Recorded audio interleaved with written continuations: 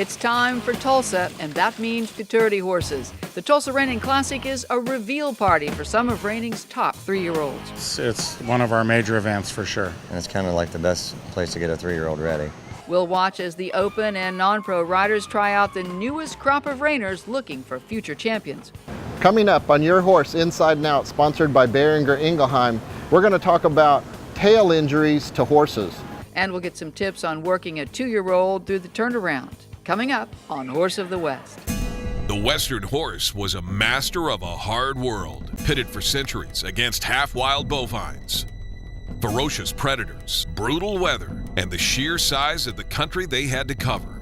Their descendants are still nimble, fast, and courageous, with a rock-solid disposition that makes them beloved the world over. In this next half hour, you'll see them in action here on Horse of the West.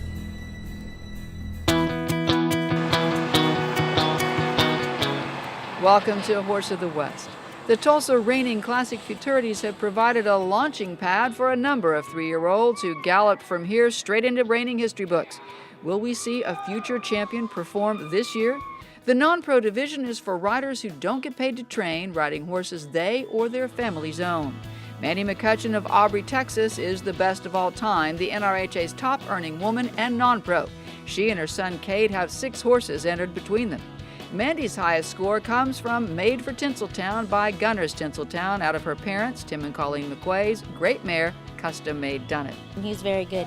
He's very green. He had a little trouble with the heat this summer, so he didn't get to get ridden a lot, but he came here and proved he wants to be a show horse for sure. I was maybe a little late in one of my rollbacks because he stopped pretty good, and then I went on his neck for a second, and then went back in the saddle and then rolled back, but you know, things happen in the non-pro class. So.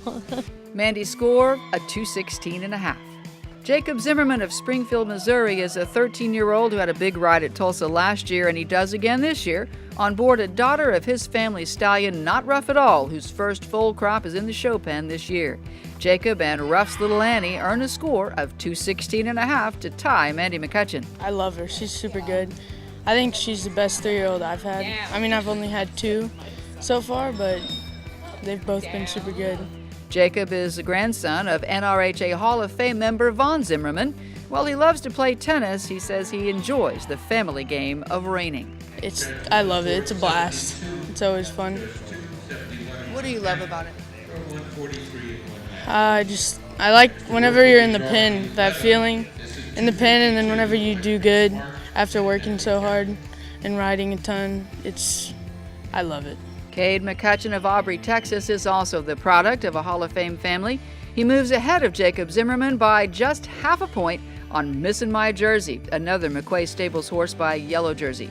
A score of 217 will give Cade and Missin' My Jersey 3rd place. And he's been a pleasure to train the whole time. He's a Yellow Jersey out of Don't Miss This. I really like him. He's a big stopper. I didn't get him stopped quite as good as I should have because I was just a little scared because he hadn't been turn the corner and run and stop. But the rest of the stuff was good. I was happy. He was easy to show. Earning the reserve championship is a Louisiana man, Mike Bouillard, on HA Trashy Tune by NRHA $1 Million sire, Gunna Trasha. It was awesome. Yeah, yes, to say the least. It was just, it felt good. And I guess the reason it felt good because I just felt like he was in sync with me. He was a little tight in the rundowns, the stops. But overall, I think, getting ready for the next show, he showed me that he's coming along very well. And the champions of the Turnabout Farm Tulsa Reining Classic Non-Pro Futurity, Madison Steed and Into the Night by Gunner's Special Night. Just a real blessing, to be completely honest. It's an honor to ride the horse that I get to ride. He's been an awesome 3-year-old. I love him to death. He's been a lot of fun, very kind-hearted, been very good to me. And yesterday I just wanted to stay out of his way, let him do his job, and and it kind of worked out. I didn't let myself think about it because I knew if I did I would kind of be overwhelmed with kind of the showing here at the Tulsa is definitely a big show, and so I just thought, well, don't overthink it, just go in and show and hope for the best, and we both walked out breathing, so I can't complain. Madison is headed back to college now, but she's not sure what's next for her horse. I ride for the equestrian team at SMU, So I'll be there for the fall semester. Now I just want him to get a month off and eat all the hay and all the grain and everything that he wants. He was so good to me, so we'll see what happens. When Horse of the West returns, we'll watch the professionals ride in the Hollywood's Tinseltown Futurity here at the Tulsa Reining Classic. Be right back. You're watching Horse of the West on RFDTV, presented by the Oklahoma City Convention and Visitors Bureau. Welcome back to the Ford Truck Arena at Tulsa Expo Square. Up next, the professional riders gallop their 3-year-olds into the spotlight at the Tulsa Reining Classic, Hollywood's Tinseltown Open Futurity. It's one of our major events for sure. I mean, it's a little bit behind the, the Futurity and the Derby and the NRBC, but after that, it's probably the number one. It's a great pen to show in. The ground's good. As you're getting horses ready, you know that the ground's going to get drug every hour and every half hour when you're stopping, and it's like clockwork. And as a competitor, it gives you a lot of confidence to be able to get your horses ready. Yeah, this show's awesome because we're able to come here and school a bunch and get our horses ready. And there's so many different arenas, and they're all air conditioned, and it's kind of like the best place to get a 3-year-old ready. And yet still, if you're able to put a title on him here or whatever, I mean, it looks good for him. I mean, it's not just... Yeah, and the money's big enough to where everybody's excited when they get a piece of it. Brian Bell, who's based in Gainesville, Texas, has a pair of horses in this Futurity. The first is a stallion named GT Light by Gunners Tinseltown. I fell in love with him at the Legacy sale and couldn't get anybody excited about him. And so Ruben Van Dorf bought him. And I watched them ride him for about 4 months until I couldn't take it anymore. And me and one of my customers, Julie Ridgway, bought that horse together. And so we've had him all along, and just been excited about getting him ready to show here. So did he come through for you? I mean, it looks like he did. I mean, was it what you expected? I had a half-point overspin, which cost us a half-point per judge, but I mean, he drug his butt and went fast and slow, and was just everything that we paid for. The score from the judges for Brian Bell and GT Light rewards the purchase with a 220. Now here's Ruben Van Dorp, also based in Gainesville, riding Spook's Got a Crush by NRHA $1 Million sire, Spook's Got a Whiz. I absolutely love the horse. He's awesome. I like everything about him. Now, when you get a good one, you seem to always sell them. Are you gonna hang on to this? There's a lot of people trying pretty hard to own him. There's always a comfort level. We're at a stage in our life where, thank God, we don't have to sell him. So it'd have to be stupid money to let him go. We love him. He's just an awesome horse. Ruben Van Dorp earns a 219 on board Spook's Got a Crush. Now we're on to Mathieu Buton, a French national based in Aubrey, Texas, who's getting his first chance in the show pen on this 3-year-old mare, Addie Shelton's Smart as Hail by NRHA $5 Million sire, Smart Spook. Mathieu earns a 220. I love that mare. She came in my program as a 2-year-old, and from the get-go I told the owner, I said, there's something about this mare that I love, his brain.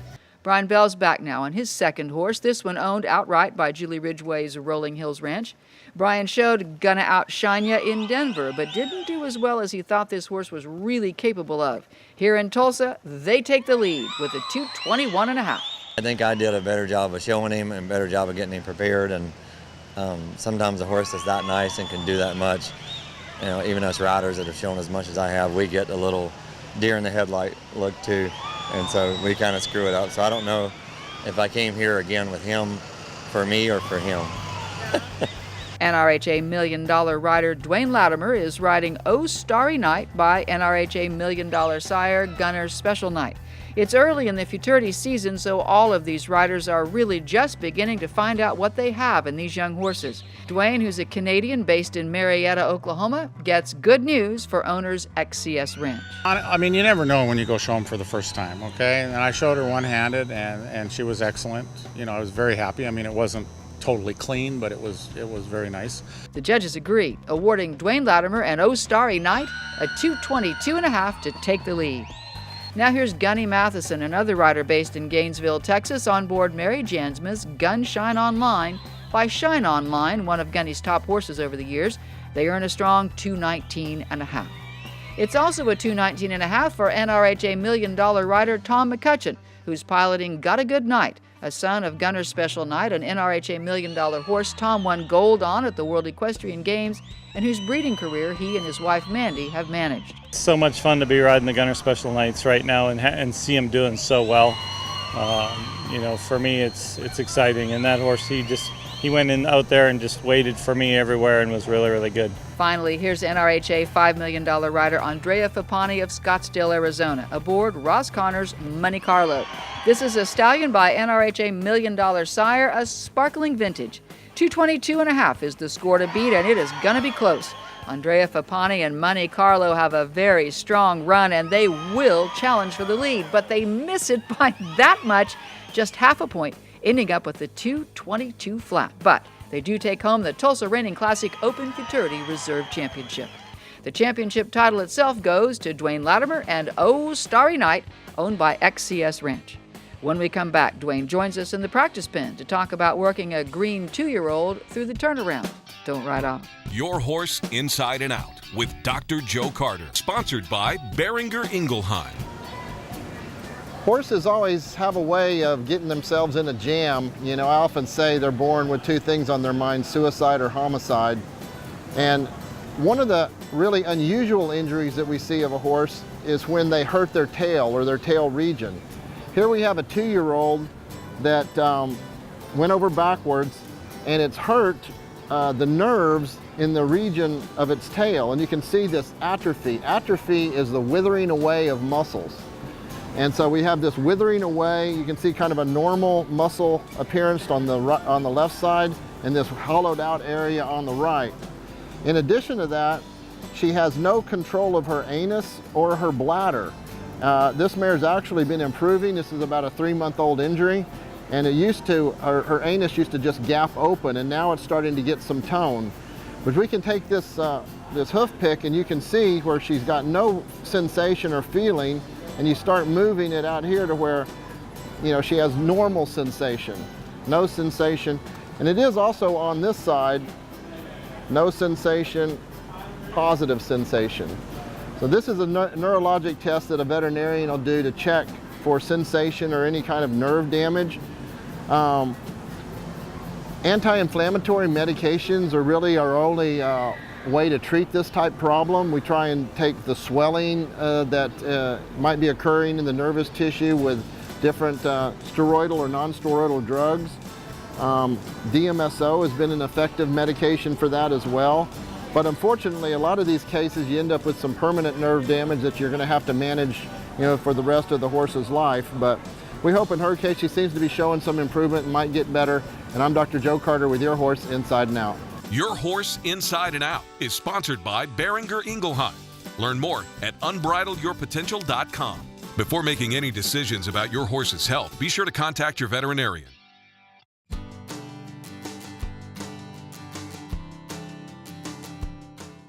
This is a 3-year-old, a little bit on the green side. Today I'm going to work on turnarounds, kind of show you my program and what I do to try to get one broke for it. One of the biggest things in the turnaround program for me is just softness and body position.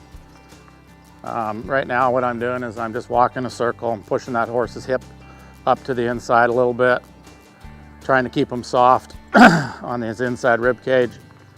Make sure his shoulders are stood up square. So that's one of the exercises I do. I push that hip up, not too much, because I don't want to drive them too much forward and get them too stiff on that inside rib cage. So when I feel that they're soft and they're just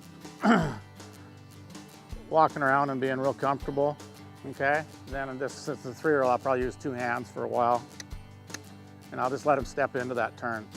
Try to push them forward off my outside leg a little bit. Try to find a rhythm. Try to find a rhythm that is that he can that he's ready for. And now I'll do another exercise. As I walk forward, I'll try to push his hip to the outside and keep him soft right here where you see my left leg bumping at the cinch just a little bit. And stand up there, okay? If he can get his weight off the inside, he can move his inside leg a lot easier. If you can get the inside leg moving and stretching and extension with it, you're gonna get a better, cleaner, faster turnaround.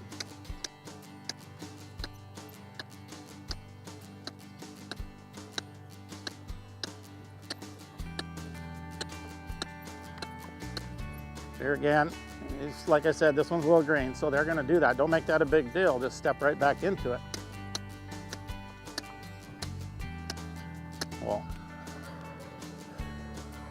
You know, let them get back into that rhythm.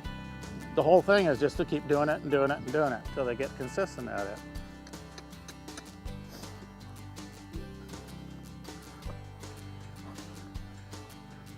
So here again, I'm going to work on the right for a while. I switch it back and forth, back and forth, back and forth. When I feel like I've made a little bit of progress, I go to the right and then I'll go back to the left again. Same thing, just pushing his hip up, making him work, but don't let him trot. You know, sometimes I'll trot, but on this horse, I just want him to teach him extension and footwork right now and body position. Okay.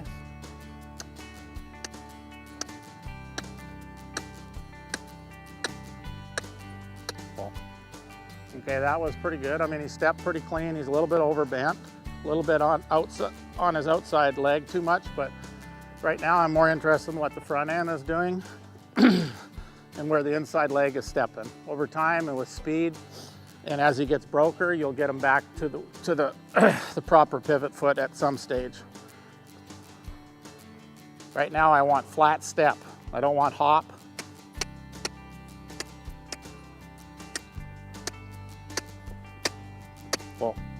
And I'm trying to get him to do it.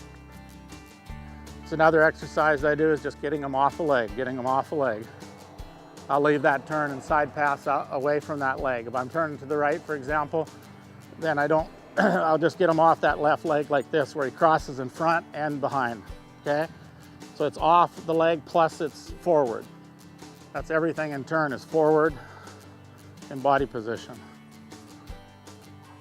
And I try to teach them where they do it mostly on their own. You know, I'm trying to help and shape.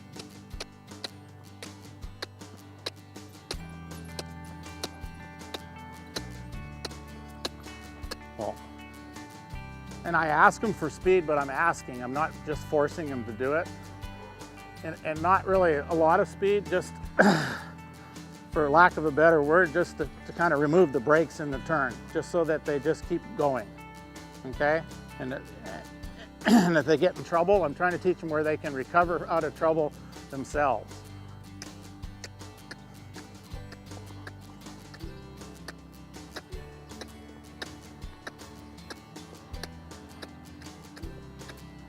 Well, but I hope that helps you. It was kind of short and sweet, but thank you.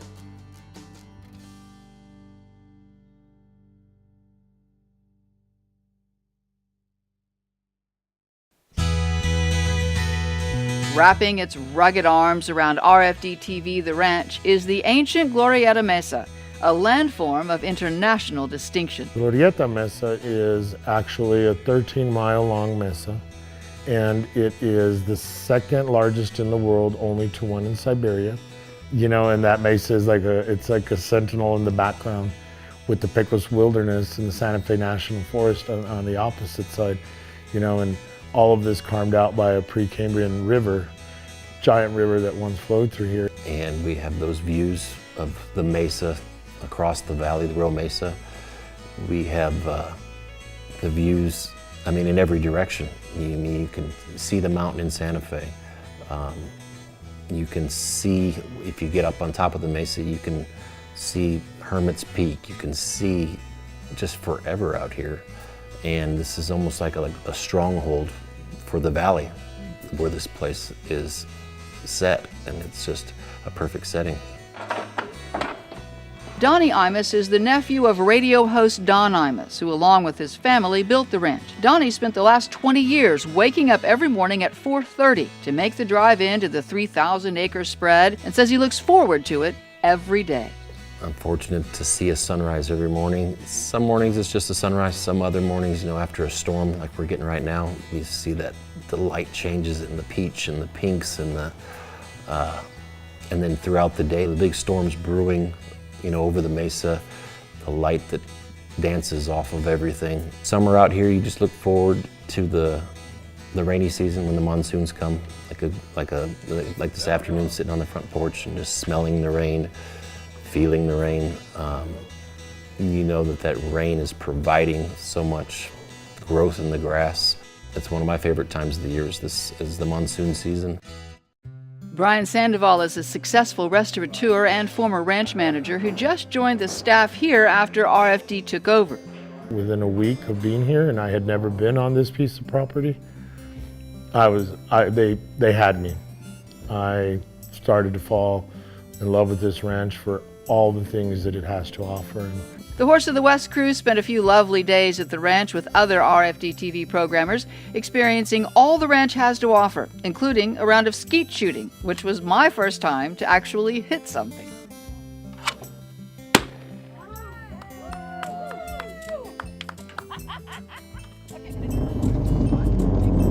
We bounced up the rugged trails to enjoy a spectacular view, and then sat down in the hacienda to savor Brian's New Mexican cuisine, which is homey, honest, and delicious. And so our food, we try to make sure it's New Mexico true. And, you know, and I think the ranch is, and it's just be true to your own self, and this ranch is, it's true, and it's real, and it's a warm, welcome place. You know, the managing of the staff, it's a wonderful crew here. It's unlike anything I've ever seen as in terms of a team, both the RFD-TV and the RFTV ranch staff. I mean, this is a perfect thing for RFD-TV because whether you're agricultural or you're equine, I mean, it just is a perfect. This venue is absolutely stunning. We are been thrilled to have it part of our RFD family and another venue under our belt, and it's an amazing experience. It's paradise in the middle of New Mexico. It really is.